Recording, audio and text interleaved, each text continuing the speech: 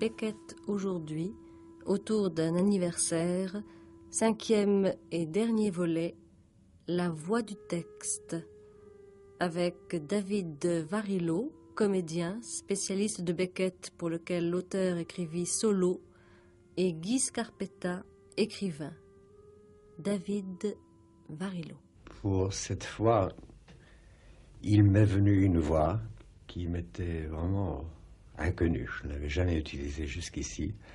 Cette fois où tu es retourné, cette dernière fois, voir si elle était là toujours, la ruine où enfant tu te cachais, quand c'était journée grise avec le 11 jusqu'au bout de la ligne, et de là à pied, mais non, plus de tram alors, fini, belle. Alors, par contraste, pour Solo, c'est la voix que j'ai apprise à prendre lors de mon séjour à Paris, quand j'écoutais les clochards dans le métro, quand ils parlaient politique ou religion, avec le pinard et le tabac bien dans le système. Voilà.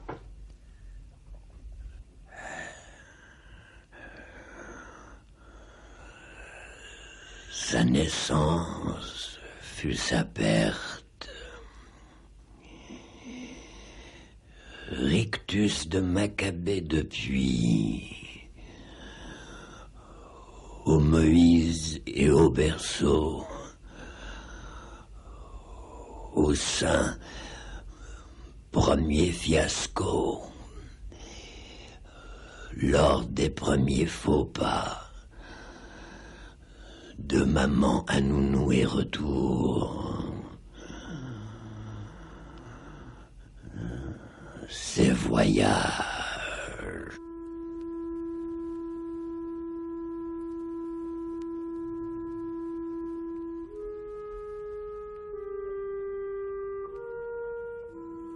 Guy Scarpetta.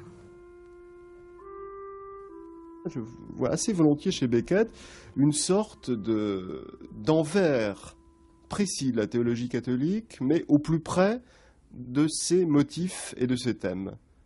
Hein, c'est quelque chose qui m'a toujours frappé, à quel point il y a une sorte de négatif de la théologie, mais qui épouse ces thèmes. Regardez par exemple le texte comme le Dépeupleur, c'est tout à fait étonnant. Il y a ce monde d'individus qui sont prisonniers dans un cylindre dont ils n'arrivent pas à sortir, et en même temps on suggère et on sait qu'il n'y a rien au-delà du cylindre, et en même temps il y a quand même une voix qui est là pour commenter ce qui se passe dans le cylindre. D'où vient cette voix? Où se situe-t-elle? Est-elle dedans ou dehors? Au-delà du dedans et du dehors?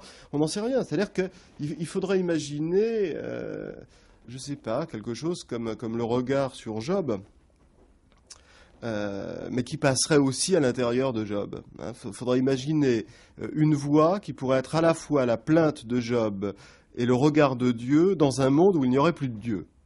Je crois que là, on se situe dans le paradoxe même du texte de Beckett. Et ce paradoxe, c'est que au moment où plus rien ne consiste, au moment où l'intégrité de l'individualité est en crise, au moment où les éléments qui font identité n'arrivent plus à se nouer, à ce moment-là, il y a négativement quelque chose qui arrive, qui est l'écriture. Et si le corps passe, il ne passe pas dans sa représentation, il passe dans le rythme, il passe dans la musicalité, il passe dans le souffle, dans l'extraordinaire rythmique pneumonique des textes de Beckett. Prenez par exemple la séquence de la fin de Commencer.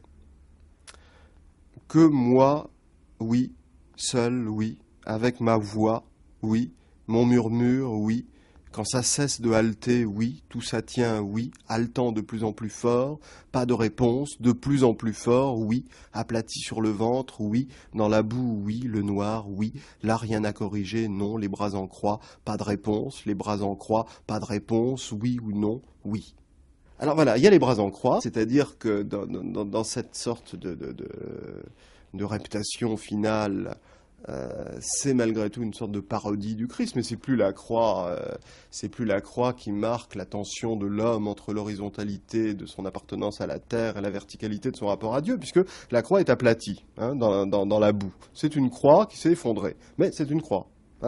Et en même temps, la ponctuation des oui, là, me paraît tout à fait intéressante, parce que voilà l'envers du monologue de Molly Bloom de Joyce.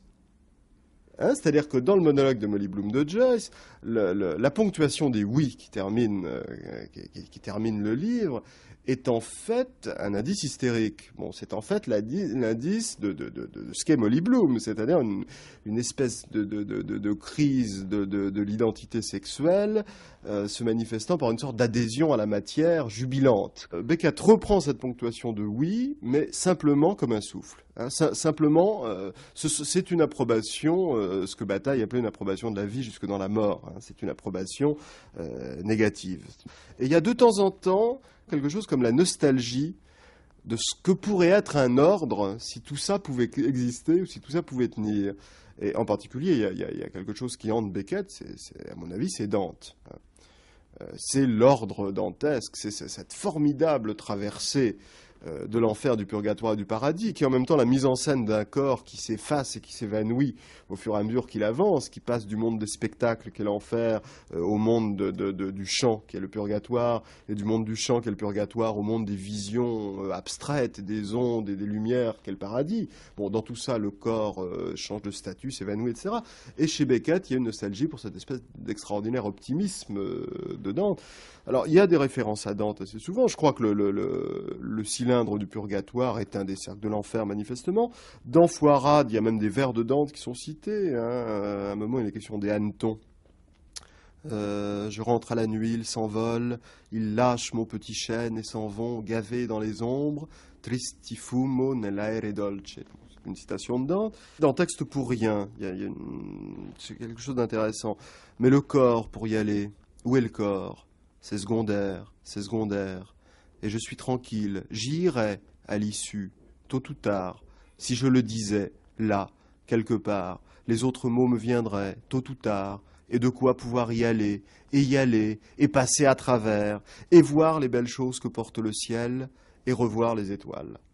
Bon, c'est-à-dire, riveder le stelle, le dernier mot de l'enfer de Dante. Au moment où le parcours souterrain s'achève, c'est revoir les étoiles. Alors, il y a cette sorte de relief, de nerf, comme ça, dantesque, dans Beckett, sauf que l'univers de Dante, qui est un univers où le sujet était garanti à la fois par l'existence de Dieu et par l'ordre même qu'il instaurait, cet univers-là n'est plus le nôtre.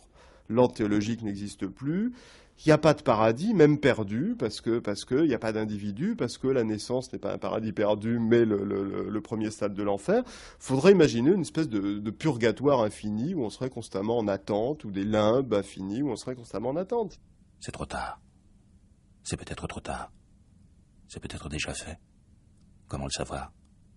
Je ne le saurai jamais. Dans le silence, on ne sait pas. C'est peut-être la porte. Je suis peut-être devant la porte. Ça m'étonnerait. C'est peut-être moi. Ça a été moi. Quelque part, ça a été moi. Je peux partir. Tout ce temps, j'ai voyagé, sans le savoir. C'est moi devant la porte. Quelle porte ? Ce n'est plus un autre. Que vient faire une porte ici ? Ce sont les derniers mots. Les vrais derniers. Ou ce sont les murmures ? Ça va être les murmures. Je connais ça. Même pas.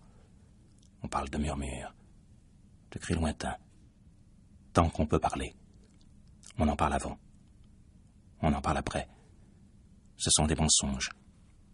Ce sera le silence. Mais qui ne dure pas. Où on l'écoute. Où on l'attend. Qu'il se rompe. Que la voix le rompe. C'est peut-être le seul. Je ne sais pas. Il ne vaut rien. C'est tout ce que je sais. Ce n'est pas moi. C'est tout ce que je sais. Ce n'est pas le sien. C'est le seul que j'ai eu. Ce n'est pas vrai. J'ai dû avoir l'autre. Celui qui dure. Mais il n'a pas duré. Je ne comprends pas. C'est-à-dire que si. Il dure toujours. J'y suis toujours. Je m'y suis laissé. Je m'y attends. Non. On n'y attend pas. On n'y écoute pas. Je ne sais pas. C'est un rêve. C'est peut-être un rêve. Ça m'étonnerait. Je vais me réveiller. Dans le silence. Ne plus m'endormir. Ce sera moi. Ou rêver encore. Rêver un silence. Un silence de rêve. Plein de murmures. Je ne sais pas. Ce sont des mots. Ne jamais me réveiller. Ce sont des mots. Il n'y a que ça. Il faut continuer. C'est tout ce que je sais. Ils vont s'arrêter. Je connais ça. Je les sens qui me lâchent. Ce sera le silence. Un petit moment. Un bon moment. Ou ce sera le mien. Celui qui dure. Qui n'a pas duré. Qui dure toujours. Ce sera moi. Il faut continuer. Je ne peux pas continuer. Il faut continuer. Je vais donc continuer. Il faut dire des mots. Tant qu'il y en a, il faut les dire. Jusqu'à ce qu'ils me trouvent. Jusqu'à ce qu'ils me disent. Étrange peine.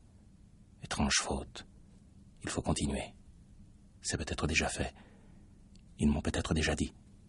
Ils m'ont peut-être porté jusqu'au seuil de mon histoire. Devant la porte qui s'ouvre sur mon histoire. Ça m'étonnerait. Si elle s'ouvre, ça va être moi. Ça va être le silence. Là où je suis. Je ne sais pas. Je ne le saurai jamais. Dans le silence, on ne sait pas.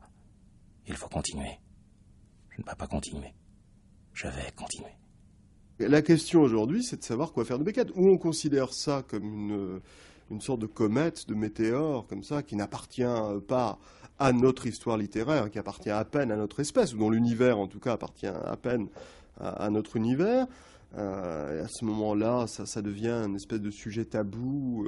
Ou alors on se pose des questions, justement, à partir de ce qui fait exception chez Beckett. C'est-à-dire que aujourd'hui, on en est à un stade où précisément on est sorti, je crois, de cette espèce d'obsession évolutionniste darwinienne de la littérature. C'est-à-dire que pour un écrivain aujourd'hui, il n'y a plus rien qui nous interdit d'écrire des histoires, il n'y a plus rien qui nous interdit d'inventer des personnages, il n'y a plus rien qui nous interdit de manier un récit avec une intrigue, avec des péripéties. C'est-à-dire que, contrairement à ce qu'on pouvait croire à l'époque où on parlait de Beckett de cette façon à la fois formaliste et historiciste dont je parlais, à cette époque-là, on pouvait croire que la fiction devait être totalement subordonnée à l'énonciation ou à la narration. Bon, je crois qu'aujourd'hui, on en est à un stade où on peut de nouveau subordonner la narration à l'ordre de la fiction, du quelque chose à raconter.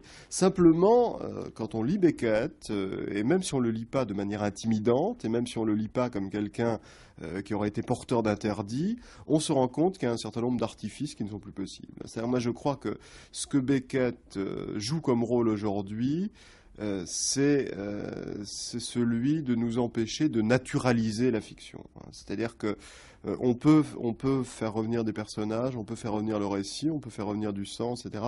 Mais on ne peut pas ne pas savoir que ce sont malgré tout des artifices. On ne peut pas ne pas savoir que ça n'est pas innocent. On ne peut pas ne pas savoir qu'il y a là quelque chose qui n'est pas de l'ordre de la nature de la littérature, mais qui est une de ses dimensions possibles.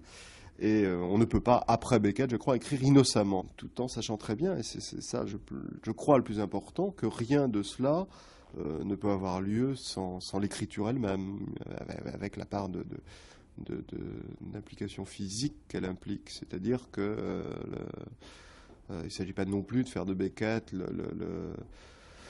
quelqu'un qui serait le défenseur d'une vision du monde. Hein. Cette vision du monde, finalement, c'est l'écriture qui la produit, c'est rien d'autre.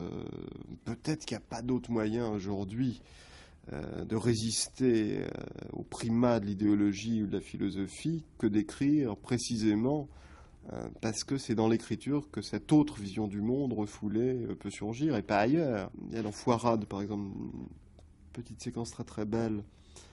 Je crois pour résumer un peu tout ça. Endroit clos, tout ce qu'il faut savoir pour dire est su. Il n'y a que ce qui est dit, à part ce qui est dit, il n'y a rien.